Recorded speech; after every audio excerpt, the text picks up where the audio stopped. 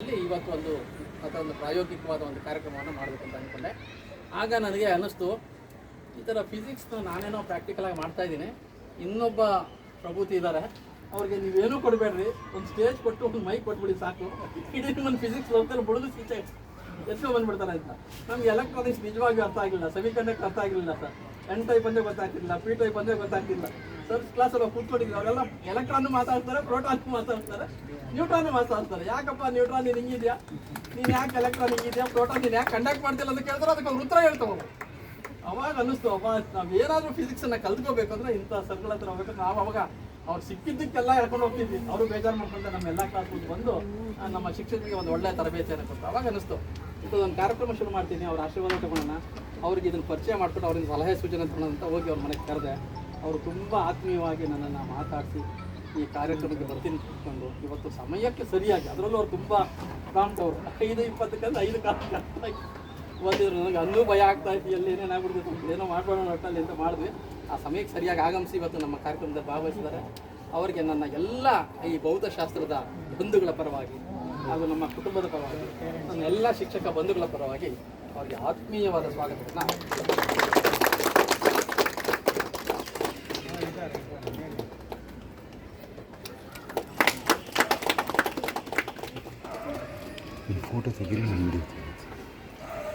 ಹಾಗೆಯೇ ಇನ್ನೊಬ್ಬರು ನನಗೆ ಬಹಳ ವರ್ಷದಲ್ಲಿ ಶಾಸ್ತ್ರಿ ಅಂತ ಕೋಲಾರದವರು, ಅವ್ರಿಗೂ ಎಜುಕೇಷನ್ ಡಿಪಾರ್ಟ್ಮೆಂಟ್ಗೂ ಸಂಬಂಧ ಇಲ್ಲ, ಆದರೂ ಅವರು ಗಣಿತದಲ್ಲಿ ತುಂಬ ಆಳವಾಗಿ ಓದಿದ್ರು. ಅವರೊಂಥರ ಎನ್ಸೈಕ್ಲೋಪೀಡಿಯಾದಾಗ ಯಾವ್ಯಾವ ಭಾಷೆ ಓದ್ತಾರೆ, ಯಾವ್ಯಾವ ಸಬ್ಜೆಕ್ಟ್ ಓದ್ತಾರೆ ಅಂತ ಗೊತ್ತಿಲ್ಲ, ಯಾವ ಸಬ್ಜೆಕ್ಟ್ ಆದರೂ ಅದ್ರ ಬಗ್ಗೆ ಕಮಾಂಡಿಂಗ್ ಆಗಿ ಮಾತಾಡುವಂಥ ಒಬ್ಬ ವ್ಯಕ್ತಿ. ನಾನು ಮುಳಬಾಗ್ಲಲ್ಲಿದ್ದಾಗಲೇ ಚೆನ್ನಾಗಿ ಪರಿಚಯ ಆಗಿದ್ದರು. ಅವರ ಒಂದು ಸಹವಾಸದಿಂದ ಎಲ್ಲಿ ಟೀಚರ್ಸ್ ಓರಿಯೆಂಟೇಡ್ ಕ್ಲಾಸ್ಗಳಾದರೆ ಅಲ್ಲಿಗೆ ರಾಮಸ್ವಾಮಿ ಬಾರೋ ನೀನು ಅಂತ ಕರೀತಾರೆ. ಅವ್ರು ಈಗಲೂ ಏಕವಚನದಲ್ಲೇ ಬಾರೋ ಹೋಗೋ ಅಂತಲೇ ಮಾತಾಡೋದು. ಅವ್ರಿಗೆ ನನ್ನ ಕಂಡ್ರೆ ತುಂಬ ಕೋಪ. ಓದಾಗೆಲ್ಲ ಎಷ್ಟು ಪುಸ್ತಕ ಓದಿದ್ಯಾ ಅಂತ ಕೇಳ್ತಾರೆ, ಹೊಸದಾಗ ಎಷ್ಟು ಪುಸ್ತಕ ಓದಿದ್ಯಾ ಹೇಳು. ನಾನು ತಲೆ ಕರ್ಕೊಂಡಿಲ್ಲ ಸರ್, ಒಂದು 2-3 ನೀನು ಹೋಗು, ನಿನಗೆ ಅದು ಯಾಕೆ ನ್ಯಾಷನಲ್ ಅವಾರ್ಡ್ ಕೊಟ್ಟರು ನನಗೆ ಗೊತ್ತಿಲ್ಲ ಅಂತ ಅವ್ರು ಹಾಕೋತಿರ್ತಾರೆ. ಅಂತ ಅವ್ರ ವ್ಯಕ್ತಿ ಕಡೆಯಿಂದ ಪ್ರಸನ್ನಮೂರ್ತಿ ಸರ್ ಅವರು ಪರಿಚಯ ಆಯಿತು. ಅವರ ವ್ಯಕ್ತಿತ್ವವನ್ನು ಹೇಳ್ಬೇಕು. ನಾನು ಟ್ರಿಗ್ನಾಮೆಟ್ರಿನ ಏನೋ ದೊಡ್ಡದಾಗಿ ಅರ್ಗಿಸ್ಕೊಂಡ್ಬಿಟ್ಟಿದ್ದೀನಿ ಅಂತ ಕರೆದ್ಬಿಟ್ಟು ಒಂದ್ಸರಿ ಯಾವುದೋ ಫೋನಲ್ಲಿ ಮಾತಾಡ್ತಾ, ಸರ್ ನನಗೆ ಟ್ರಿಗ್ನಾಮೆಟ್ರಿನ ಇಷ್ಟೆಲ್ಲ ಗೊತ್ತು ಅಂತ ಹೇಳಿದೆ. ಆ ಪುಣ್ಯಾತ್ಮ ನಾನು ಎಲ್ಲಿಗೆ ಇನ್ಸ್ಪೈರ್ ಅವಾರ್ಡ್ಗೆ ಯಾವುದಕ್ಕೋ ಹುಡುಗರು ಕರ್ಕೊಂಡು ಹೋಗ್ತಾ ಇದ್ದೆ, ರೈಲ್ವೆ ಸ್ಟೇಷನ್ ಹುಡುಕೊಂಡ್ಬಂದಿದ್ದಾರೆ ನನ್ನನ್ನು ಭೇಟಿ ಮಾಡೋಕ್ಕೆ. ರೈಲ್ವೆ ಸ್ಟೇಷನ್ನಲ್ಲಿ ಅದೇನು ನೀವು ಟ್ರಿಗ್ನಾಮೆಟ್ರಿಯಲ್ಲಿ ಏನೋ ಕಂಡಿದ್ದೀರಲ್ಲ ಅಂತ. ಅಂದರೆ ಅವ್ರಿಗೆ ಆ ವಿಷಯದ ಬಗ್ಗೆ ಯಾರಾದರೂ ಒಂದು ಸಣ್ಣದು ಏನಾದರೂ ಮಾಹಿತಿ ಕೊಡ್ತಾರೆ ಅಂದರೆ ಅದು ಎಲ್ಲಿಗಾದರೂ ಆಗಲಿ ಏನಾದರೂ ಅಂತ. ಅವ್ರು ಇವಾಗ ಒಂದು ಸಣ್ಣ ಹುಚ್ಚನ್ನು ಹತ್ತಿಸ್ಕೊಂಡ್ಬಿಟ್ಟಿದ್ದಾರೆ. ಏನಂದರೆ ಅವ್ರ ಮನೆಯಲ್ಲಿ ಊಟಕ್ಕೆ ಹೋಗಲ್ಲ, ತಿಂಡಿಗೆ ಹೋಗಲ್ಲ, 2-3 ದಿವಸ ಸ್ನಾನನೂ ಮಾಡಲ್ಲ. ಆ ಕೂತ್ಕೊಂಡು ಮ್ಯಾಥಮೆಟಿಕ್ಸ್ ಲೋಕದಲ್ಲಿ ಮುಳುಗೋಗಿದ್ದಾರೆ. ಅವ್ರಿಗೆ ಒಂದು ದಿವಸ ನಾನು ಕರ್ಕೊಂಡೋಗಿ ಅವ್ರ ಮನೇಲಿ ಕುಂಡಿಸ್ಕೊಂಡಿದ್ರು. ರಾಮಸ್ವಾಮಿ ನಿಮ್ಗೆ ಗೊತ್ತಾ, ಆಕ್ಟಿವೈಸೇಷನ್ ಮಾಡಿದ್ರೆ ಅದ್ರೊಳಗೆ ಬರೋ ನಂಬರ್ಗಳಿರುತ್ತಲ್ಲ, ಅದು ಯಾವ ಮಾಡಲ್ಲ ಬರೀರಿ, ಅದು ಯೂನಿಕ್ ಆಗಿರುತ್ತೆ, ಅದು ಎಷ್ಟು ಖುಷಿ ಆಗುತ್ತೆ. ಅದೇನು ಸಹ ವಿಶೇಷ ಅದು ಇಲ್ಲ. ಅವ್ರಿಗೆ ಅದ್ರಲ್ಲಿ ಏನು ವಿಶೇಷ ಕಂಡುಕೊಂಡು ಸಂತೋಷವಾಗಿ ಜಂಪ್ ಮಾಡ್ತಿದ್ದಾರೆ ಅನ್ನೋ ಅನ್ಬೇಕು ಅವ್ರು ಕ್ಲಾಸಲ್ಲಿ ಕೂತ್ಕೊಂಡ್ರು. ಅಷ್ಟು ಈಗಲೂ ಅಷ್ಟೇ ಯಾವುದಾದ್ರು ಒಂದು ಮಾಹಿತಿ ತೊಗೊಂಡ್ರೆ ಅದು ಪೂರ್ತಿಯಾಗಿ ಆ ಉದ್ದ ಅಗಲ ಆಗೋರು ಬಿಡದೇನೆ ಮಾಡ್ತಾರೆ. ಅಂಥ ವ್ಯಕ್ತಿ ನನ್ನನ್ನು ಅಲ್ಲಲ್ಲಿ ಕರ್ಕೊಂಡೋಗಿ ಒಂದು ಸ್ವಲ್ಪ ಪರಿಚಯ ಮಾಡಿಸ್ಬಿಡ್ತಾರೆ. ಮೊನ್ನೆ ಬಾಲ್ಕಿ 1-3 ದಿವಸ ಕರ್ಕೊಂಡು ಹೋಗಿದ್ರು.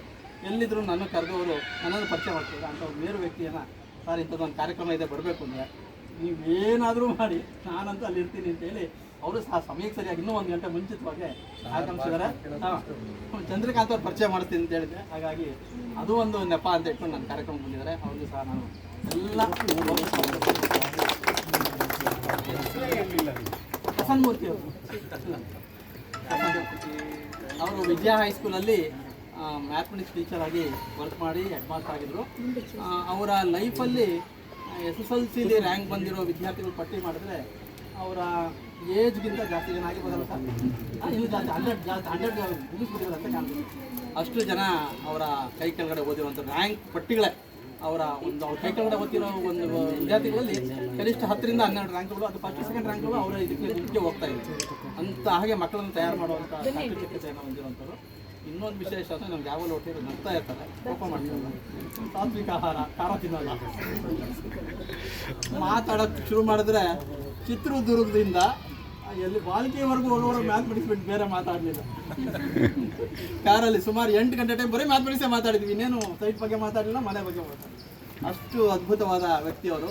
ಅವರು ಈ ಕಾರ್ಯಕ್ರಮಕ್ಕೆ ಆಗಮಿಸಿದರೆ ಅವರಿಗೆ ನಾನು ಉತ್ಪೂರ್ವಕವಾದ ಸ್ವಾಗತವನ್ನು ಕೋರಿದ್ದೀನಿ. ಹಾಗೆಯೇ ನಮಗೆ ಸತೀಶ್ ಸರ್ ಅವರು ನಮ್ಮ ಮೂರ್ತಿ ಸರ್ ಕಡೆಯಿಂದ ಒಂದು ಸ್ವಲ್ಪ ಪರಿಚಯ ಆಗಿತ್ತು. ಅವ್ರ ಒಡನಾಟ ತುಂಬ ಚೆನ್ನಾಗಿತ್ತು ನಮ್ಮ ಜೊತೆಗೆ. ಅವರು ನಾವು ಕರೋನಾ ಆದಮೇಲೆ ಸ್ವಲ್ಪ ಭೇಟಿ ಆಗೋದು ಕಡಿಮೆ ಆಯಿತು.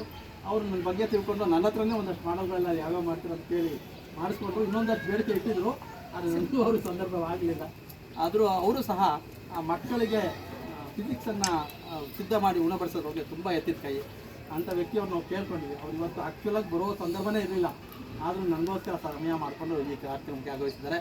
ಭೌತಶಾಸ್ತ್ರದ ಮೇರು ಪರ್ವತಗಳು ಅವರು ಓದಿದ್ದಾರೆ. ಅವರಿಗೆ ನಾನು ಎಲ್ಲ ಬಂಧುಗಳಾಗಿ ಹಾಕ್ತೀನಿ.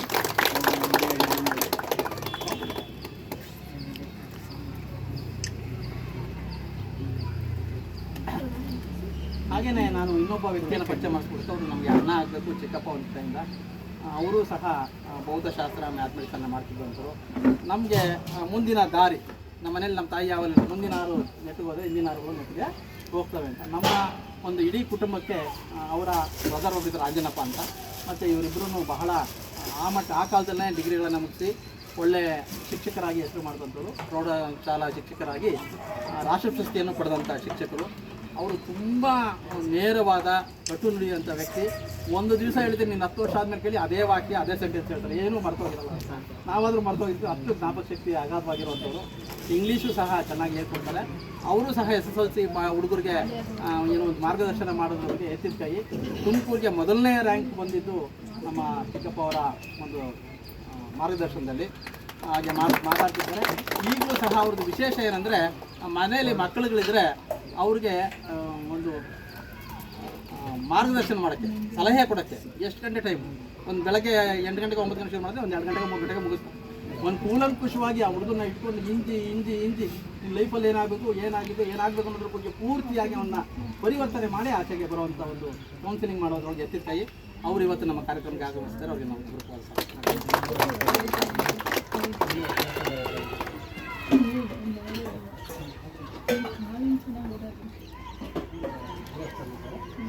ನನ್ನ ಜೀವನದಲ್ಲಿ ಅದು ಏನು ಹೇಳಬೇಕು ಗೊತ್ತಿಲ್ಲ. ಬ್ರದರ್ ಅಂತ ಹೇಳಬೇಕು, ಶಿಷ್ಯ ಅಂತ ಹೇಳಬೇಕು, ಆತ್ಮೀಯ ಅಂತ ಹೇಳಬೇಕು, ಗೆಳೆಯ ಅಂತ ಹೇಳಬೇಕು, ಎಲ್ಲದರಲ್ಲಿ ಎಲ್ಲದಾಗಿ ನಮ್ಮ ಮನೆ ಇಡೀ ಕುಟುಂಬಕ್ಕೆ ಒಬ್ಬ ಮೇರು ಪರ್ವತದ ಥರ. ಅಂದರೆ ನಮ್ಮ ಎಲ್ಲ ಕಷ್ಟ ಸುಖದಲ್ಲಿ ಭಾಗವಹಿಸೋದ್ರ ಜೊತೆಗೆ ಆ ವೃತ್ತಿಯಲ್ಲಿ ನಾವಿಬ್ಬರು ತುಂಬ ಒಂದು ಫ್ರೀಕ್ವೆನ್ಸಿನ ಮ್ಯಾಚ್ ಮಾಡಿಕೊಂಡು ಹೋಗ್ತಾ ಇದ್ವಿ. ಎಲ್ಲಾದರೂ ಹೋಗಲಿ, ಯಾವ ಕಾರಲ್ಲಾದರೂ ಹೋಗಲಿ, ಫಿಸಿಕ್ಸೇ ಕೂತ್ಕೊಂಡು ಮಾತಾಡ್ತಾ ಹೋಗ್ತಿದ್ರು. ನಮ್ಮಿಬ್ಬರಿಗೂ ಗೊತ್ತಿರೋ ನಾಲೆಡ್ಜ್ ನಾನು ಅವ್ರಿಗೆ ಹೇಳೋದು, ಅವ್ರು ನಮಗೆ ಸರಿ ಅನ್ನೋದಪ್ಪ ಗೊತ್ತಿಲ್ಲ. ಒಟ್ಟಿನಲ್ಲಿ ಇಬ್ಬರು ಒಂದು ತೀರ್ಮಾನಕ್ಕೆ ಹೋಗಿ ಬರೋದು. ಆಮೇಲೆ ಅನುಮಾನ ಬಂದರೆ ಅಯ್ಯೋ ಪ್ಲಾನಿಟೋರಿಯಂ ಹೋಗಿ ಮತ್ತು ಸುಗಂಧ ಕೇಳಿದ್ರೆ ಆಯಿತು ಅಂತ. ಅದೆಷ್ಟು ಸರಿ ಪ್ಲಾನಿಟೋರಿಯಂ ನಾವು ಹೋಗ್ತಿದ್ವೋ ಗೊತ್ತಿಲ್ಲ. ಒಂದು ಸಣ್ಣ ಪಟ್ಟಿ ಒಂದು 50 ಕ್ವಶನ್ ಲಿಸ್ಟ್ ಮಾಡ್ಕೊಂಡ್ಬಿಡ್ತಿದ್ವಿ. ಮಧುಸೂದನ್ಗೆ ಮೊದಲೇ ಪೋಸ್ಟ್ ಮಾಡಿಬಿಡ್ತಿದ್ವಿ. ಅಲ್ಲಿ ಹೋಗಿ ಕೂತ್ಕೊಂಡು ಗಂಟೆಗಟ್ಟಲೆ ದಿನಗಟ್ಟಲೆ ಕೂತ್ಕೊಂಡು ಅವ್ರ ಹತ್ರ ಕ್ಲಾರಿಫಿಕೇಶನ್ ತಗೊಂಡು ಬರುವಂಥದ್ದು. ಅವ್ರಿಗೆ ಅವರು ವೃತ್ತಿಯಲ್ಲಿ ತುಂಬ ಪ್ರವೃತ್ತಿಯನ್ನು, ಅಂದರೆ ವೃತ್ತಿಯನ್ನೇ ಪ್ರವೃತ್ತಿಯನ್ನಾಗಿ ಮಾಡ್ಕೊಂಡಿದ್ದಂಥವ್ರು. ಅವರು ಭೌತಶಾಸ್ತ್ರ ಮತ್ತು ಗಣಿತವನ್ನೇ ತುಂಬ ಎತ್ತಿರ್ತಾರೆ. ಇನ್ನೊಂದು ಏನಂದರೆ ಅವ್ರಿಗೆ ನನಗಿಂತ ಬೇರೆ ಏನು ವಿಶೇಷವಾಗಿದ್ದರೆ ಕಮ್ಯುನಿಕೇಷನ್ ಸ್ಕಿಲ್. ನೀವೆಂಥ ಹುಡುಗನನ್ನು ಕೊಡಿ, ಹುಡುಗನ ಬಗ್ಗೆ ಅವ್ರಿಗೇನು ನೆಗೆಟಿವ್ ಥಾಟ್ಸ್ ಇಲ್ಲ. ನಾನಾದರೆ ಅವ್ನಿಗೆ ಬರಲ್ಲ, 2ನೇ ಕ್ಲಾಸಲ್ಲಿ ಕಲ್ತಿಲ್ಲ, ಅವ್ನು ಸರಿ ಇಲ್ಲ, ಅವ್ರ ಫ್ಯಾಮಿಲಿ ಸರಿ ಇಲ್ಲ, ಇಡೀ ಸಹಸ್ರನಾಮಾವಳಿ ಮಾಡ್ತೀರಿ. ಅವ್ರು ಒಂದು ದಿವಸನೂ ಒಬ್ಬ ಹುಡುಗನ ಬಗ್ಗೆ ನೆಗೆಟಿವ್ ಆಗಿ ಮಾತಾಡಲ್ಲ. ಅವ್ನಿಗೇನು ತಪ್ಪಿರಲ್ಲ ಸರ್, ನಾವೇ ಸರಿಯಾಗಿ ಮಾಡಬೇಕು, ನಾವು ಟೈಮ್ ಕೊಡಬೇಕು ಅಷ್ಟೇ. ಕೊಟ್ಟರೆ ಏನು ಬೇಕಾದ್ರೂ ಸಾಧಿಸ್ಬೋದು ಅನ್ನೋದು ಯಾವಾಗಲೂ ಪಾಸಿಟಿವ್ ಆಗಿ ಯೋಚನೆ ಮಾಡೋಂಥ ಒಬ್ಬ ಮೇರು ಪರ್ವತ. ಅವ್ರು ಇವತ್ತು ನಮ್ಮ ಕಾರ್ಯಕ್ರಮಕ್ಕೆ ತುಂಬ ಬೇಗನೆ ಬಂದು ನನ್ನ ಸೆಟಪ್ನ ಅರ್ಧಂಬರ್ಧ ಮಾಡಿದ್ದನ್ನೆಲ್ಲ ಮತ್ತೆ ರೀಸೆಟ್ ಮಾಡಿಕೊಟ್ಟಿದ್ದಾರೆ. ನಾವಿಬ್ಬರು ತುಂಬ ಒಂದು ದೇಹ ಅಥವಾ 2 ದೇಹ ಒಂದೇ ಮನಸ್ಸು ಅನ್ನೋ ಥರ ಬದುಕಿ ಬಾಳದಂಥ ವ್ಯಕ್ತಿಗಳು ಇವತ್ತು ಆಗಮಿಸಿದರೆ ಅವರು ಸಹ ನಾನು ನಮ್ಮ ಕಾರ್ಯಕ್ರಮಕ್ಕೆ ಇಟ್ಕೊಳ್ತೇವೆ.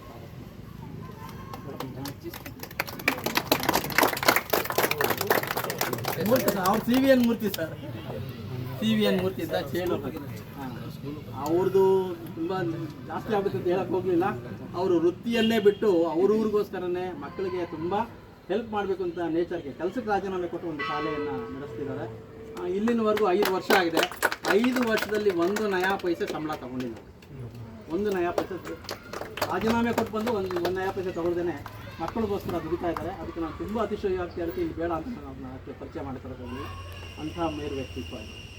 ಹಾಗೆಯೇ ನಮ್ಮ ಭೌತಶಾಸ್ತ್ರದಲ್ಲಿ ನಮ್ಮ ತುಂಬ ನೆಂಟರೇ ಆಗಬೇಕು. ಅವರು ಆರಾಧ್ಯ ಅಂತೇಳಿ, ಅವರು ಸಹ ನನಗೆ ತುಂಬ ಉತ್ತಮ ಮಾರ್ಗದರ್ಶನ ಸಪೋರ್ಟ್ ಮಾಡ್ತಾರೆ. ಇವತ್ತು ಕಾರ್ಯಕ್ರಮಕ್ಕೆ ಆಗಮಿಸಿದ್ದಾರೆ. ಅವ್ರಿಗೂ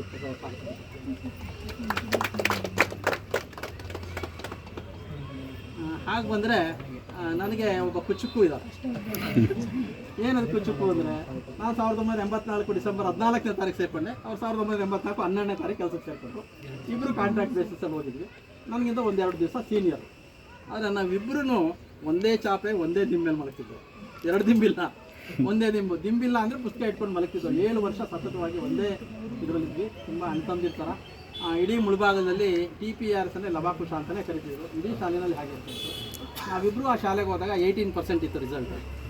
ನಾವು ಆಚೆಗೆ ಬರುವಾಗ 80%ಗೆ ರಿಸಲ್ಟ್. Full transition sir. ಅಲ್ಲಿದ್ದ ಹೆಡ್ ಮಾಸ್ಟರ್ ಸಹ ನಮಗೆ ಅಷ್ಟು ಸ್ವಾತಂತ್ರ್ಯ ಕೊಟ್ಟಿದ್ದರು. ಇಡೀ ಕೋಲಾರ ಜಿಲ್ಲೆಯಲ್ಲಿ 3 ಸ್ಕೂಲ್ಗೆ ರೆಕಗ್ನಿಷನ್ ಇದ್ದು. ಒಂದು ಕೋಲಾರದ ನ್ಯೂ ಗೌರ್ಮೆಂಟ್ ಹೈಸ್ಕೂಲ್ ಅಂತ ಇತ್ತು, ಅಲ್ಲಿ ಈಶ್ವರಿ ಕುಮಾರ್ ಅಂತ ನಾವು ವರ್ಕ್ ಮಾಡ್ತಿದ್ರು, ಅವರು ಶಾಲೆ ನಡೆಸ್ತಾಯಿದ್ರು. ಅವ್ರು ಬಿಟ್ಟರೆ ಡಿಲಿಜಿಯನ್ಸ್ ಅಂತ ಚಿಂತಾಮಣಿನಲ್ಲಿ ಒಂದು ಸ್ಕೂಲ್ ಇತ್ತು, ಬಾಬು ಅಂತ ಇದ್ದರು 2ನೇವರು. 3ನೇದು ಮುಳಬಾಗಲ್ ಗೌರ್ಮೆಂಟ್. ಇಡೀ ಕೋಲಾರ ಜಿಲ್ಲೆಯಲ್ಲಿ ಯಾವುದೇ ಕಾಂಪಿಟೇಷನ್, ಡ್ರಾಮಾ ಕಾಂಪಿಟೇಷನ್ ಆಗಿರ್ಬೋದು, ಎಕ್ಸಿಬಿಷನ್ ಕಾಂಪಿಟೇಷನ್ ಆಗಿರ್ಬೋದು, ಏನೇ ಇರಲಿ ಕಾಂಪಿಟೇಷನು, ಸೆಮಿನಾರ್ ಇರಲಿ, ನಾವು ಮಕ್ಕಳು ಕರ್ಕೊಂಡು ಹೋಗಿದ್ದೀವಿ ಅಂದರೆ ನಮ್ಮ 3ರಲ್ಲೇ ಪ್ರೈಸ್ ಅಷ್ಟೇ, ಯಾರಿಗೂ ಹೋಗ್ತಾನೇ ಇರಲಿಲ್ಲ. ಅಂದರೆ ಫಸ್ಟು ಸೆಕೆಂಡ್ ಥರ್ಡಲ್ಲಿ ಇರ್ತಿದ್ವಿ. ಅದಕ್ಕೆ ಹಾಗೆ ಸಹಕಾರವನ್ನು ನೀಡ್ಕೊಂಡು ಇಲ್ಲಿನವರೆಗೂ ನಾವು ಒಟ್ಟಿಗೆ ಇನ್ನೂ ನಮ್ಮ ವೃತ್ತಿಯನ್ನು ಬೆಳೆಸ್ಕೊಂಡು ಬಂದಿವಿ. ಇಬ್ಬರು ರಿಟೈರ್ಡ್ ಆಗಿದ್ದೀವಿ. ಅವ್ರು ಬೆಂಗಳೂರಲ್ಲಿ ಸೆಟ್ಲ್ ಆಗಿದ್ದಾರೆ, ನಾನು ಇಲ್ಲಿ ಸೆಟ್ಲ್ ಆಗಿದ್ದೀನಿ. ನಾವಿಬ್ಬರು ಫ್ಯಾಮಿಲಿ ಫ್ರೆಂಡ್ಸು. ಹಾಗಾಗಿ ಇವತ್ತು ನಾನು ನಿನ್ನೆ ಫೋನ್ ಮಾಡಿದ ತಕ್ಷಣ ನಾನೇ ಬರೋದಲ್ಲ, ನಿಮ್ಮ ಎಷ್ಟು ನಾನೇ ಕರ್ಕೊಂಡ್ಬರ್ತೀನಿ ಅಂತ ಕಾರ್ ತಗೊಂಡು ಜೊತೆಲಿ ಕರ್ಕೊಂಡು ಬಂದಿದ್ದಾರೆ. ಅವ್ರಿಗೂ ಸಹ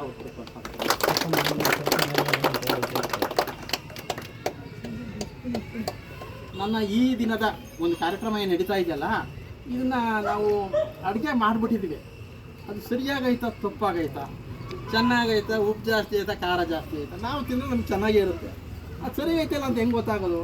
ಸರಿ, ನಮ್ಮ ಆಕ್ಸ್ಫರ್ಡ್ ಸ್ಕೂಲ್ನ ಮುಖ್ಯೋಪಾಧ್ಯಾಯರಾದ ತಿಮ್ಮಣ್ಣಪ್ಪ ಅವ್ರನ್ನ ಹೋಗಿ ಕೇಳಿದೆ, ಸರ್ ನಾನು ತಮ್ಮ ಶಾಲೆಗೆ ಬಂದು ಹಿಂಗೆ ಮಕ್ಕಳಿಗೆ ಪ್ರಯೋಗಗಳು ಮಾಡ್ಕೊಡೋದು. ಬನ್ನಿ ಸರ್, ನಿಮ್ಗೆ ಯಾವಾಗಲೂ ನಮ್ಮ ಗೇಟ್ ನಡೆದಿರುತ್ತೆ, ನಾವು ಯಾವ ಟೈಮ್ ಟೇಬಲ್ ಹಾಕೋದು, ನೀವು ಯಾವಾಗ ಬಂದರೆ ನಾವು ಯಾರು ಪಾಠ ಮಾಡ್ತೀವಿ ನೀವು ಆಚೆಗೆ ಹೋಗ್ಬಿಡ್ತೀವಿ, ನೀವು ಹುಡುಗರು ತಗೊಂಡು ಮಾಡಿ ಅಂತೇಳಿ ಇಡೀ ವರ್ಷ 8th, 9th, 10th ಎಲ್ಲ ಮಕ್ಕಳನ್ನು ನಾನು ಈ ಪ್ರಯೋಗಕ್ಕೆ ಬಲಿಪಡಿಸ್ಕೊಂಡು ಮಾಡ್ಕೊಳ್ಳೋಕ್ಕೆ ಅವಕಾಶವನ್ನು ಮಾಡಿಕೊಟ್ಟಿದ್ರು. ಅಷ್ಟೇ ಅಲ್ಲ, ನನ್ನ ಮನೆಗೂ ಕಳಿಸಿದ್ರು. ನಾನು ಅಲ್ಲಿ ಸ್ಕೂಲಲ್ಲಿ ಬಂದು ಮಾಡೋಕ್ಕಾಗಲ್ಲ ಅಂದರೆ ವ್ಯಾನಲ್ಲೇ ಮಕ್ಕಳನ್ನ ಕೊಂಡಿಸ್ಬಿಟ್ಟು ಕಳಿಸ್ಬಿಟ್ಟು ನೀವು ಏನೇನು ಕಲಿಸ್ಬೇಕು ಅಂತಿದ್ರೆ ಕಲಿಸಿ ಅಂತೇಳಿ ಮುಕ್ತವಾದ ಅವಕಾಶವನ್ನು ಮಾಡಿಕೊಟ್ಟಿದ್ರು. ಇವತ್ತು ಕಾರ್ಯಕ್ರಮಕ್ಕೆ ನಾನು ಆಹ್ವಾನಿಸಿದಾಗ ಅವರು ಸಹ ಆತ್ಮೀಯವಾಗಿ ಬಂದಿದ್ದಾರೆ.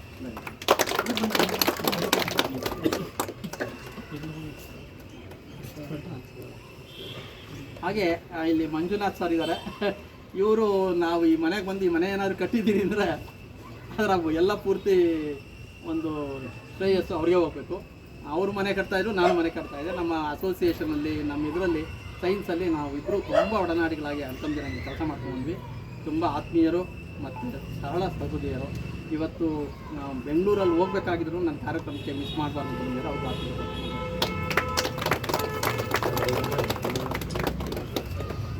ಸರ್ ಇವಾಗಿನ ಡಯಟಲ್ಲಿ ವರ್ಕ್ ಮಾಡ್ತೀವಿ. ಹಾಗೆಯೇ ನಮ್ಮ ಗೆಳೆಯ ಭಕ್ತಶಾಸ್ತ್ರ ಮತ್ತು ಗಣಿತದವರು ಸೋಮಣ್ಣ ಸರ್ಗೆ ಇನ್ವೈಟ್ ಮಾಡಿದ್ದೆ, ಖಂಡಿತ ಬಂದಿದ್ದೀರಾ.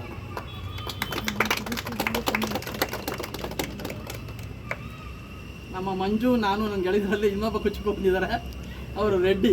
ಏನೋ ಅನ್ನೋದು ಬಿಟ್ಟರೆ ಇನ್ನೇನು ಮುಂದಕ್ಕೆ ಯಾವತ್ತೂ ನನ್ನ ಹೆಸರು ಕರೆದವರಲ್ಲ. ಸೊ ಅಷ್ಟು ಆತ್ಮೀಯರಾಗಿ ನಮ್ಮ ಎಲ್ಲ ಒಡನಾಟದಲ್ಲಿ ಒಂದು ಎಕ್ಸಿಬಿಷನ್ ಆಗಲಿ, ಒಂದು ಟೂರ್ ಕಂಡಕ್ಟ್ ಮಾಡಲಿ, ಏನೇ ಮಾಡಲಿ ನಮ್ಮ ಸೈನ್ಸಲ್ಲಿ ಮ್ಯಾಥ್ಸಲ್ಲಿ ನಾವು ಮುಂದಿರ್ತಾ ಇದ್ದು. ಇವತ್ತು ನಮ್ಮ ಕಾರ್ಯಕ್ರಮಕ್ಕೆ ಊರಲ್ಲಿದ್ದರೂ ಸಹ ಕಾರ್ಯಕ್ರಮಕ್ಕೆ ಬರಬೇಕು ಅಂತ ಅವತ್ತು ಮನೆಯಲ್ಲಿ ಮುಗಿಸ್ಕೊಂಡು ಬಂದಿದ್ದಾರೆ. ಅವ್ರದ್ದು ಆತ್ಮೀಯ ಸ್ವಾಗತ. ನಾನು ಇನ್ನೊಬ್ಬ ವ್ಯಕ್ತಿನ ತುಂಬ ನೆನೆಸ್ಕೋಬೇಕಾದಂಥ ಸಂದರ್ಭ ಇದೆ. ನಾನು ಸ್ವಲ್ಪ ಜಂಬದ ಪ್ರಾಣಿ, ಅದೇನೋ ನನಗೆಲ್ಲ ಬಂದ್ಬಿಡುತ್ತೆ ಅಂತಲೋ ಏನು ನನಗೆ ಗೊತ್ತಿಲ್ಲ. ಅದು ಗೌರ್ಮೆಂಟ್ ಸ್ಕೂಲಲ್ಲಿದ್ದಾಗ ನಾನು ಸ್ವಲ್ಪ ಸ್ವಾತಂತ್ರ್ಯನ ತಗೊಳ್ತಾ ಇದ್ದೆ. ಅಂಥ ಒಂದು ಸ್ವಾತಂತ್ರ್ಯವನ್ನು ತಗೊಂಡು ತುಮಕೂರಿನಲ್ಲಿ ನನಗೆ ಬೆಳೆಯೋದಕ್ಕೆ ಅವಕಾಶ ಮಾಡಿಕೊಟ್ಟಂಥ ಒಬ್ಬ ಏಕೈಕ ವ್ಯಕ್ತಿ ಇಲ್ಲಿ ಬಂದಿದ್ದಾರೆ. ಶ್ರೀಮತಿ ಪದ್ಮಾವತಿ ಅವರು, ನನ್ನ ಪ್ರಿನ್ಸಿಪಾಲ್ರು. ಬನ್ನಿ ಮೇಡಮ್, ಪ್ಲೀಸ್ ಮುಂದೆ ಬನ್ನಿ.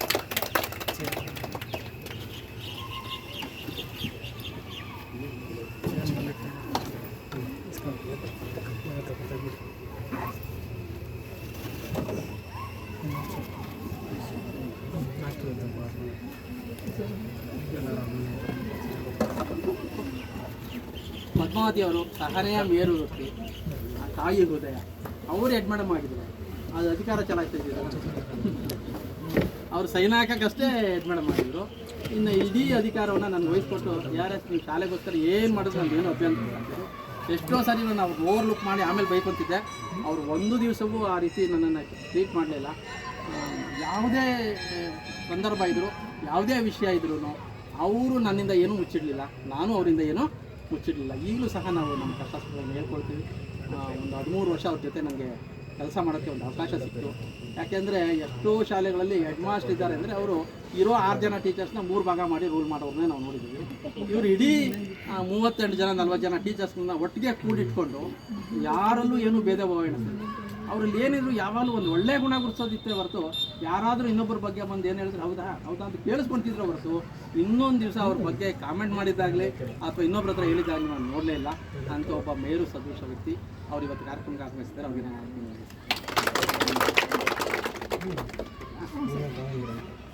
ಸ್ವಲ್ಪ ಜಾಸ್ತಿ ಆಯ್ತು ಅಂತ ಕಾಣಿಸುತ್ತೆ, ಪರಿಚಯ ಮಾಡ್ಕೊಳ್ಬೇಕಾಗಿತ್ತು, ಮಾಡ್ಕೊಟ್ಟಿದ್ದೀನಿ. ಇನ್ನು ಮುಂದೆ ನನ್ನ ಕರೆಗೆ ಹೋಗು ತಮ್ಮ ಮಕ್ಕಳ ಭವಿಷ್ಯವನ್ನು ನನ್ನ ಕೈಯಲ್ಲಿರೋದು ತಾವೆಲ್ಲರೂ ಸಹ ನಮ್ಮ ಮಕ್ಕಳೊಂದಿಗೆ ಆಗಮಿಸಿದ್ದಾರೆ. ನಾನು ತಮ್ಮೆಲ್ಲರೂ ಸಹ ನನ್ನ ಮನಃಪೂರ್ವಕವಾದ ಸ್ವಾಗತವನ್ನು ಕೋರ್ತೇನೆ. ಇದೇ ಸಂದರ್ಭದಲ್ಲಿ 2 ಮಾತು ನನ್ನ ಕಾರ್ಯಕ್ರಮಕ್ಕೆ ಹೇಳಿ. ನನಗೆ ಇದು ಮೊದಲನೇ ಪ್ರಾಯೋಗಿಕ ಕಾರ್ಯಕ್ರಮ. ನಾನೊಂದು ಪ್ಲ್ಯಾನ್ ಮಾಡ್ಕೊಂಡ್ಬಿಡ್ತೀನಿ, ಅದು ಸರಿ ಹೋಗುತ್ತೋ ಬಿಡುತ್ತೋ ಗೆಲ್ತೀನೋ ಬಿಡುತ್ತೋ ನನಗೆ ಗೊತ್ತಿರಲ್ಲ. ಪ್ರಯತ್ನ ಅಂತೂ ಮಾಡೋದಂತ ನಿಲ್ಲಿಸಲ್ಲ. ನಾನು ಏನಂತ ಅಂದರೆ ಒಂದು 100 ಭೌತಶಾಸ್ತ್ರದ ಪ್ರಯೋಗಗಳನ್ನು ಲಿಸ್ಟ್ ಮಾಡಿಟ್ಕೊಂಡಿದ್ದೀನಿ. 6ನೇ ತರಗತಿಗೆ ಬಂದ ಮಗು 10ನೇ ತರಗತಿವರೆಗೂ ಇದರ ಲೈಟ್ ಚಾಪ್ಟರ್ ಇರ್ಬೋದು, ಎಲೆಕ್ಟ್ರಿಸಿಟಿ ಇರ್ಬೋದು, ಮತ್ತೊಂದು ಇರ್ಬೋದು, ಮಗದೊಂದು ಇರ್ಬೋದು, ಏನೇನು ಕಲಿಬೇಕಾಗಿತ್ತೋ ಅದಕ್ಕೆ ಬರೋವಂಥ ಎಲ್ಲ ಆ್ಯಕ್ಟಿವಿಟಿಗಳನ್ನ ಬರೀ 10th ಅವ್ರಿಗೆ 34 ಆ್ಯಕ್ಟಿವಿಟಿನ ನಾನು ಲಿಸ್ಟ್ ಮಾಡಿದ್ದೀನಿ. ಇಡೀ 4 ಚಾಪ್ಟರ್ ಕಲಿಸೋದಕ್ಕೆ 34 ಆ್ಯಕ್ಟಿವಿಟಿಗಳನ್ನು ನಾನು ಲಿಸ್ಟ್ ಮಾಡಿ ಮಕ್ಕಳ ಕೈಲಿ ಮಾಡಿಸ್ತಾ ಇದ್ದೀನಿ. ಆ ಥರದ್ದು ಒಂದು 100 ಆ್ಯಕ್ಟಿವಿಟಿಗಳನ್ನು ಮಾಡಿದ್ದೀನಿ. ಅದು ಇನ್ನೂ ಜಾಸ್ತಿನೂ ಆಗ್ಬೋದು.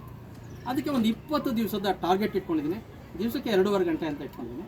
ಸೊ 50 ಗಂಟೆಯಲ್ಲಿ 100 ಪ್ರಯೋಗಗಳನ್ನು ಮಾಡಬೇಕು ಅಂತ. ಅದರೊಳಗೆ ಜಾಸ್ತಿನೂ ಆಗ್ಬೋದು ಟೈಮು, ಅಥವಾ ಮಕ್ಕಳು ಫಾಸ್ಟಾಗಿ ಇದು ಕಲಿತ್ರೆ ಬೇಗನೂ ಆಗ್ಬೋದು, ಅದು ಗೊತ್ತಿಲ್ಲ ನನಗೆ. ಒಂದು ಟಾರ್ಗೆಟ್ ಇಟ್ಕೊಂಡಿದ್ದೀನಿ 20 ದಿವಸ ಅಂತ. ಅದರಲ್ಲಿ ಮಧ್ಯೆ 1-2-3 ದಿವಸ ರಜೆ ಆಗುತ್ತೆ. ಅದು 22 ದಿವಸ ಆಗ್ಬೋದು, 18 ದಿವಸಕ್ಕೇ ಆ ಕಾರ್ಯಕ್ರಮ ಮುಗಿಬೋದು ನನಗೆ. ಆದರೆ ನಾನು ಪೋಷಕರಲ್ಲಿ ಮನವಿ ಮಾಡ್ಕೊಳ್ಳೋದೇನಂದರೆ, ನಿಮ್ಮ ಮಗುವನ್ನು ನನಗೆ ಒಪ್ಪಿಸಿದ ಮೇಲೆ ಆ 20 ದಿವಸಗಳ ಕಾಲ ಅದು ಪೂರ್ತಿ ನನಗೆ ಸರೆಂಡರ್ ಆಗಿದೆ. ಆ ಮಗುವಿಗೆ ಯಾವುದೇ ತೀರ್ಮಾನ ತಗೊಳ್ಳೋಕ್ಕೆ ಅವಕಾಶ ಇರೋದು. ನಾನು ಏನು ಹೇಳ್ತೀನಿ ಅದನ್ನು ಮಗು ಫಾಲೋ ಮಾಡಬೇಕು. ಅದಕ್ಕೆ ಪೋಷಕರು ಸಹಕಾರವನ್ನು ನೀಡಬೇಕು. ಇದು ಒಂದು. ಎರಡನೇದು, ನಾನು ಏನು ಕಾರ್ಯಕ್ರಮ ಮಾಡ್ತಾ ಇರ್ತೀನಿ ಅದರೊಳಗೆ ಯಾವುದೋ ಒಂದು concept, for example centre of gravity ಅನ್ನೋದನ್ನು ಅದು ಹೇಳ್ಕೊಡ್ಬೇಕು ಅಂತ ಅಂದ್ಕೊಂಡು ಇಟ್ಕೊಂಡಿದ್ದೀನಿ. ನಮ್ಮ ಸ್ಕೂಲಲ್ಲಿ ಏನಾಗುತ್ತೆ, ಸೆಂಟರ್ ಆಫ್ ಗ್ರಾವಿಟಿ ಇಷ್ಟು ಪೀರಿಯಡ್ಸ್ ಅಲಾಟ್ ಮಾಡಿದ್ರೆ ಅಷ್ಟೊಡೆ ಮುಗಿಸ್ಬೇಕಷ್ಟೇ. ನಿಮ್ಗೆ ಹೆಚ್ಚಿಗೆ ತೊಗೋಬೇಕಂದ್ರೆ ಸ್ಪೆಷಲ್ ಕ್ಲಾಸ್ ತಗೋ, ಅದು ಇಂಟ್ರೆಸ್ಟ್ ಇದ್ದು ಹುಡುಗರು ಬಂದರೆ, ಇಲ್ಲದೇ ಇದ್ದರೆ ಅದು ಇಲ್ಲ. ಹಾಗಿಲ್ಲ. ನಾನು ಸೆಂಟರ್ ಆಫ್ ಗ್ರಾವಿಟಿ ಅಂತ ತೊಗೊಂಡ್ರೆ ಅಥವಾ ಸೆಂಟರ್ ಆಫ್ ಮಾಸ್ ಅಂತ ತೊಗೊಂಡ್ರೆ, ಡೆನ್ಸಿಟಿ ಅಂತ ತೊಗೊಂಡ್ರೆ, ಆ ಮಗು ಪೂರ್ತಿ ಕಲ್ತ್ಕೊಂಡು ಅದಕ್ಕೆ ಪೂರ್ತಿಯಾಗಿ ಅರ್ಥ ಆಗಿ ಇನ್ನೊಂದು ಮಗುವಿಗೆ ಅಥವಾ ನಿಮ್ಮ ಮನೆಗೆ ಬಂದು ಅದನ್ನು ಎಕ್ಸ್ಪ್ಲೈನ್ ಮಾಡೋವರೆಗೂ ನೆಕ್ಸ್ಟ್ ಕಾನ್ಸೆಪ್ಟ್ಗೆ ನಾನು ಹೋಗೋದಿಲ್ಲ. ಬೇರೆ ಪ್ರಯೋಗನೂ ಮಾಡೋದು. 100 ಪ್ರಯೋಗನೂ ಆಗ್ತವೆ ಅಂತ ನನಗೆ ಗ್ಯಾರಂಟಿ ಇಲ್ಲ. ಇನ್ನೊಂದು 5 ದಿವಸ ಜಾಸ್ತಿ ಆದರೂ ಡ್ಯೂರೇಷನ್ ಏನು ಚಿಂತೆ ಮಾಡಲ್ಲ, ತೊಗೊಂಡು ಮಾಡ್ತೀವಿ. ಆದರೆ ಮಗು ಅದರಲ್ಲಿ ಇನ್ವಾಲ್ವ್ ಆಗ್ತದೆ. ಆಮೇಲೆ ಮಕ್ಕಳಿಗೆ ಇಲ್ಲಿ ಯಾವುದೇ ಸ್ವಾತಂತ್ರ್ಯ ಇರಲ್ಲ. ಬಹಳ ತುಂಬ ನಾನು ಸ್ವಲ್ಪ ಸ್ಟ್ರಿಕ್ಟಾಗಿ ಫಾಲೋ ಮಾಡ್ತೀನಿ. ಟೈಮಿಗೆ ಸರಿಯಾಗಿ ಬರಬೇಕು. ಮನೆಯಿಂದ ಪೇರೆಂಟ್ಸ್ ಕರ್ಕೊಂಬಂದುಬಿಟ್ಟು ಹೋದರೆ ತುಂಬ ಒಳ್ಳೆಯದು, ಕರ್ಕೊಂಡು ಹೋದ್ರೂ ಒಳ್ಳೆಯದು. ಇಲ್ಲ ಮಕ್ಕಳೇ ಸ್ವತಂತ್ರವಾಗಿ ಬಂದು ಹೋಗ್ತೀವಿ ಅಂದರೂ ತೊಂದರೆ ಇಲ್ಲ. ಆದರೆ ಆ ಮಕ್ಕಳು ಬರೋವಾಗ ಬೈಸಿಕಲಲ್ಲಿ ಬರ್ತಾರೋ ಸ್ಕೂಟ್ರಲ್ಲಿ ಬರ್ತಾರೋ ಅದು ಅವ್ರ ಜವಾಬ್ದಾರಿ, ಅವ್ರ ಎಚ್ಚರಿಕೆಯಿಂದನೇ ಬಂದು ಹೋಗ್ಬೇಕು. ಅದಕ್ಕೆ ನಾನು ಯಾವ ಕಾರಣಕ್ಕೂ ಜವಾಬ್ದಾರಿಯನ್ನು ತಗೊಳ್ಳೋಕ್ಕೆ ನಾನು ಸಾಧ್ಯ ಇಲ್ಲ. ನಾನು ಇಲ್ಲದೇ ಇರೋ ದಿವಸ ಹಿಂದಿನ ದಿವಸನೇ ಮೆಸೇಜ್ ಹಾಕಿರ್ತೀನಿ, ಇಂಥ ದಿವಸ ಕ್ಲಾಸ್ ಇರಲ್ಲ ಅಂತ ಬಗ್ಗೆ ಫೋನ್ ಮಾಡೋದು ಬಿಡ್ತೀನಿ, ಅಥವಾ ಗ್ರೂಪ್ ಮಾಡಿ ಒಂದು ಮೆಸೇಜ್ ಹಾಕ್ತೀವಿ. ಆ ಮೆಸೇಜ್ ಪ್ರಕಾರ ಆಕಸ್ಮಿಕವಾಗಿ ಏನಾದರೂ ಕ್ಲಾಸ್ ಇರ್ತೀವಿ. ಅಥವಾ ನಾನು ಮಾಡೋ ಕ್ಲಾಸು 7:30ಗೆ ಮುಗಿಯೋದು ಬದಲಾಗಿ 8 ಗಂಟೆಗೆ ಆಗ್ಬೋದು. ಪ್ರಯೋಗ ಮಾಡಿ ಸ್ವಲ್ಪ ಅಡ್ಜಸ್ಟ್ ಮಾಡ್ಕೊಂಡು ಹೇಳಿರ್ತೀವಿ, ಅಥವಾ ನೀವೇ ಬಂದು ಕರ್ಕೊಂಡು ಹೋಗ್ಬಂದ್ರೆ ಮಾಡ್ಬೋದು. ಬೆಳಗ್ಗೆ ಒಂದು ಬ್ಯಾಚ್ ಇರುತ್ತೆ, ಮಧ್ಯಾಹ್ನದ ಒಂದು ಬ್ಯಾಚ್ ಇರುತ್ತೆ. ಒಂದು ಬ್ಯಾಚ್ಗೆ ಮ್ಯಾಕ್ಸಿಮಮ್ 16 ಇಟ್ಕೊಂಡಿದ್ದೀನಿ, ಮಿನಿಮಮ್ 10 ಮೆಂಬರ್ಸ್, 8 ಮೆಂಬರ್ಸ್ ಆದರೂ ಬೇಕು. ಒಂದು ಟೇಬಲ್ಗೆ ಒಬ್ಬ ಹುಡುಗನ ಥರ ಹಾಕ್ತೀನಿ. ಒಂದು ಹುಡುಗಕ್ಕೆ ಸ್ವಲ್ಪ ಕಷ್ಟ ಆಗುತ್ತೆ ಏನಾದರೆ 2 ಹುಡುಗರು ಇಟ್ಕೊಂಡು 16 ಹುಡುಗರಿಗೆ ಇರ್ತಾರೆ. ಸೊ ನಾವು ನಾಳೆಯಿಂದ ಕಾರ್ಯಕ್ರಮವನ್ನು ಶುರು ಮಾಡ್ತಾಯಿದ್ವಿ. ಅದು ನಡೀತಾ ಹೋಗ್ತಾ ಇರುತ್ತೆ. ಇದರೊಳಗಡೆ ನೋಟ್ಸ್ ಕೊಡೋದು, ಹೋಮ್ವರ್ಕ್ ಮಾಡಿಸೋದು, ಟೆಸ್ಟ್ ಮಾಡೋದು, ಆ ಥರದ್ದು ಏನೂ ಇಲ್ಲ. ಮಗು ನಾನು ಏನು ಕಲ್ತಿದ್ದೀನಿ ಅಂತ ಅವನು ಹೇಳಬೇಕು, ಅವನು ದಾಖಲೆಗಳನ್ನು ಮಾಡ್ಕೋಬೇಕು. ಇವತ್ತು ಈ ಪ್ರಯೋಗ ಮಾಡಿದ್ರು, ಇದರಿಂದ ನಾನು ಇಂಥ ಇನ್ಫಾರ್ಮೇಷನನ್ನು ತಿಳ್ಕೊಂಡಿದ್ದೀನಿ. Then he has to verify with the textbook. ಅಲ್ಲಿ ಕೊಟ್ಟಿರೋದು ನಾನು ಕಲ್ತ್ಕೊಟ್ಟಿರೋದು ಸರಿಯಾಗಿದೆ ಅಂತ ಅವನೇ ವೆರಿಫೈ ಮಾಡ್ಕೋಬೇಕು. ಹಾಗೆ ಮಾಡೋದಾದರೆ ನಾನು ಈ ಕಾರ್ಯಕ್ರಮದಲ್ಲಿ ಆ ಮಕ್ಕಳನ್ನು ತೊಡಗಿಸ್ಕೊಡ್ತೀನಿ. ಅವ್ರಿಗೆ ನನ್ನ ಕೈಲಿ ಮ್ಯಾಕ್ಸಿಮಮ್ ಗರಿಷ್ಠ ಏನು ಮಾಡ್ಬೋದೋ ಆ ಒಂದು ಕಾರ್ಯಕ್ರಮವನ್ನು ಮಾಡ್ಕೊಳ್ಳೋಕ್ಕೆ ಇಷ್ಟಪಡ್ತೀನಿ. ಸೊ ಇಲ್ಲಿಗೆ ಆಗಮಿಸಿದಂತಹ ಎಲ್ಲ ಪೋಷಕರಿಗೆ, ವಿದ್ಯಾರ್ಥಿಗಳಿಗೆ ಮತ್ತೊಮ್ಮೆ ಉತ್ಪೂರ್ವಕವಾದ ಸ್ವಾಗತವನ್ನು ಕೋರ್ತಾ ಇದ್ದೀನಿ. ಇದ್ರ ಜೊತೆ ನಾನು ನನ್ನ ಮನೆಯವ್ರನ್ನ ನನಗೆ ಒಬ್ಬರೇ ಪತ್ನಿ,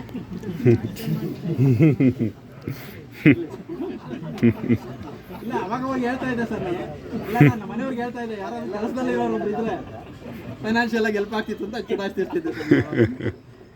ನಾನು ಒಬ್ಬನೇ ದುಡಿತೀನಿ, ಸಾಕಾಗಲ್ಲ, ನಿಮ್ಗೆ ಏನು ಪೂರೈಸೋಕ್ಕಾಗಲ್ಲ, ಇನ್ನೊಬ್ರು ಯಾರಾದ್ರೂ ಜೊತೆಗೆ ಕೆಲಸದಲ್ಲಿ ಇರೋದು ನಾವು ಅಡ್ಜಸ್ಟ್ ಆಗಿದ್ದೀವಿ.